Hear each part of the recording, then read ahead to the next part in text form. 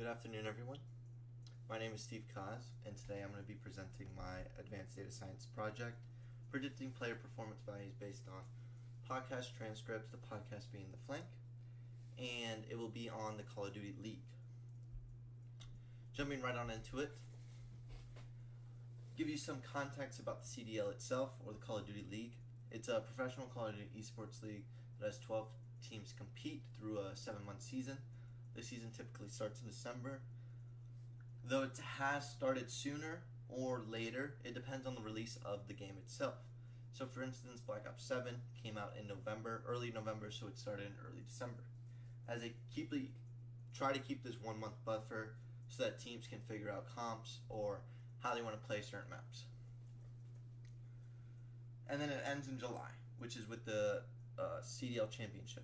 So the season structure is like this. You play 7 to 10 qualifiers, earning 10 points per win, and if you lose, you get 0 points. Then you qualify, and that determines your tournament placement for the majors. Minors are kind of like cash grab tournaments where you just compete for cash and not really CDL points. Major is where you get most of your CDL points, as this is where we'll transition over to the Call of Duty League website themselves. So just recently, we are still in the Major 2 qualifier standings. They're playing 10 matches. This is what the standings are looking like. As you can see, for every win, they have 10. And if we go to Major 1, this is what the qualifier looks like for Major 1. They only played 7, so it ranges. And you might be wondering, well, how do you determine placement if everybody has like a tie? So the cutoff is 8th place. As if we transition over to the major bracket, you can see we have the winner's bracket, which is the top 8 teams, and then the bottom 4 teams get placed. So, with that being said, a tiebreaker is decided based off head-to-head count, and then it's based off opponents. So if Miami and Toronto were tied, it would then go based off Toronto's schedule, like strength schedule, or schedule of strength. Basically, whoever they have beaten and where they placed on the leaderboard. For instance, if Miami beat Vancouver, Cloud9, and Boston Breach, but Toronto Koi has beaten LAT, or Los Angeles Thieves, Surge, and New York, and Boston Breach, no, just stop at New York, those 3.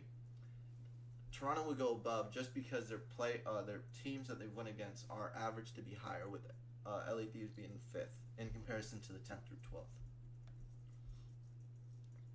Then player performance varies depending on matches and tournament places. As I mentioned, you can play as little as 1 game, as the New York, I believe New York and Surge have done. No, Surge actually went through. It's just Cloud9 and Boston Breach, actually. That's who it was, my correction. For this current slide. So this is my dataset overview. There's 20 variables of 20 varying types, and then along with the description. Keep in mind, podcast source will probably be changed, as I've already made the playlist on YouTube. Unsure if I'll be using Apple Podcast at all. I could use it to cover up any errors that I may have. Like if I download a transcript and it's like corrupted in some way, I will probably use I'll probably remove that.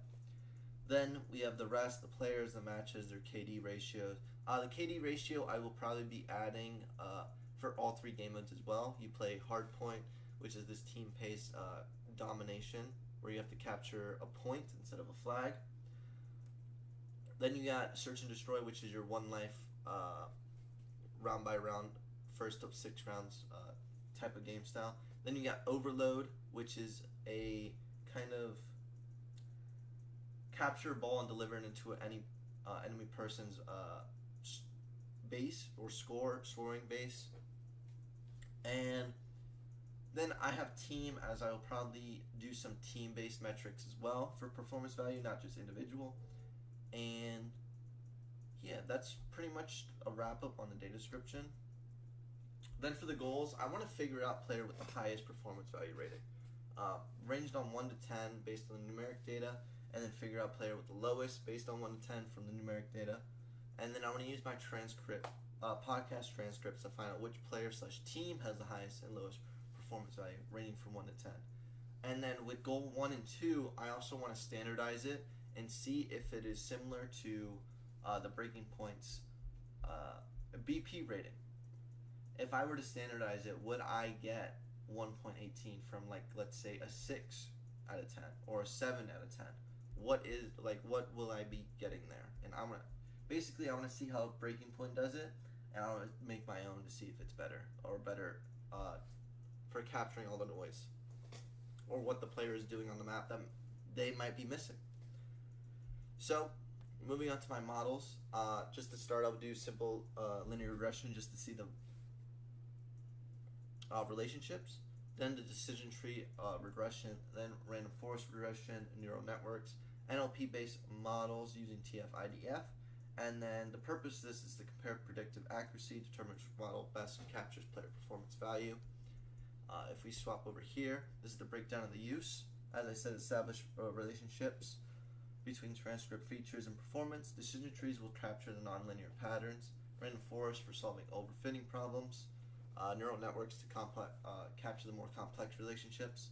And then NLP-based model will be used for the TF-IDF and the machine learning models, which is TF-IDF vectorization of transcript text with regression models. I potentially want to use word embedding or transformer embeddings, but I got to get more familiar with my data itself to feel comfortable for that, but it is something I would like to do. I would also like to mention that I have done TF-IDF vectorization before in the past on a project called League of Legends MetaMatch Performance Over Time in data mining and text mining with Halan Badia. We took patch 25.14, the patch notes, and scraped it and tried to find what the strongest meta was. Our methodology, I used silhouette score and TSNE mapping specifically. Right, that was me, right? Yes, that is correct. I actually used LDA. I did count vectorized features, did LDA, and then generated 12 topics. My apologies. Yeah, I did full LDA on the dataset itself, and just comb through it to find and make these clusters of 12 different metas, with 11, 6, and 2 being the most popular, which I will not get into actually. I will try not to get into, because it was a really good project. I do really like that. So moving on, we got NLP, or natural language processing. So similar to the League of Legends, I will use the podcast transcript and process them using sentiment analysis, keyword detection, player mention frequency, and TF-IDF vectorization. These features will help quantify how players are discussed in the podcast. So I will basically have positive words, negative words. Positive could be like clutch, strong, shooter, goat, god, a lot of different words that could be captured.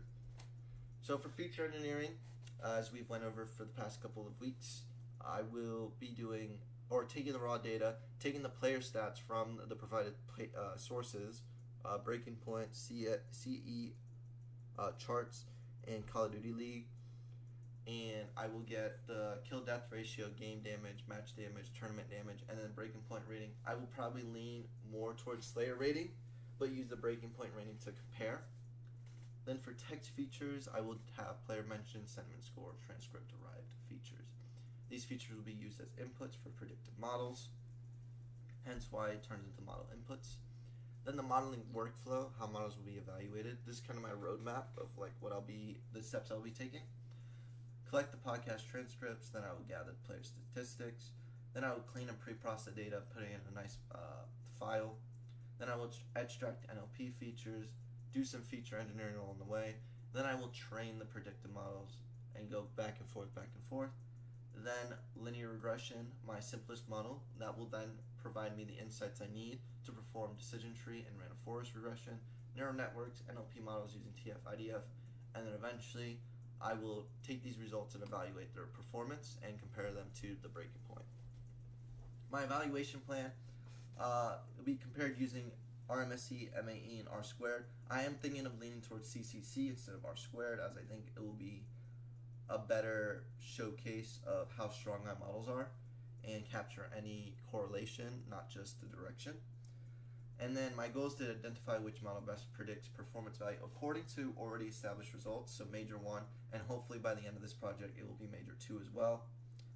It should be, because I believe Major 2 ends March 29th, so yeah, I should be able to do Major 2. If not, Major 1 is plenty of. Project timeline. So this is kind of what I'm working on, or this is kind of my plan. This is the roadmap based on the academic weeks or school weeks. So collection period, collect podcast transcripts, gather player statistics for the collection period in weeks 8 through 10. Then week 11 will be the modeling period. I will perform sentiment analysis, train machine learning models, and yield results. And then week 12, that will be my evaluation period. This is where I'll compare my model's performances to already established numeric results and identify if podcast transcripts can produce better, if not similar results. This will probably require me to standardize or normalize my results so that I could compare them fairly. And yeah, that is my predicting performance value based on podcast transcripts, the flank for the Call of Duty League. Thank you and have a good rest of your day.